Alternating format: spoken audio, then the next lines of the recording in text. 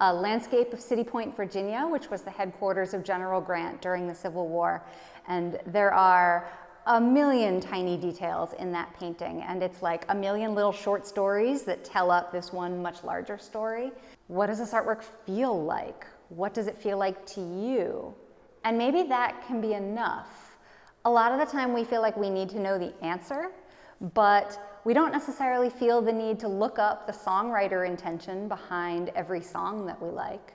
And so maybe sometimes what you see can be enough, and you can really just trust that personal meaning making. Really like when they do the adobo pork with plantains. I paint in oil on reclaimed wood using the wood grain as part of the artwork.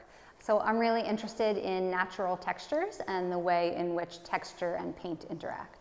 My favorite art museum other than the Addison would be the American Visionary Art Museum in Baltimore. And they describe visionary art as being like love. You know it when you see it.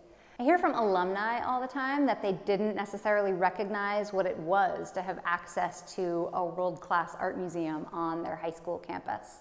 And so there are all kinds of ways to get involved, even if all you're doing is just stopping by between classes and finding some inspiration in the galleries.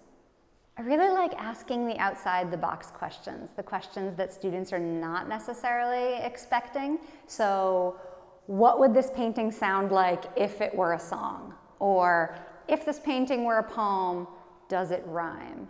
I've been at the Addison for 13 years, and I think the best part of my job is helping people to find new access points and find new entry points into artworks, and then to use those artworks to help them understand themselves.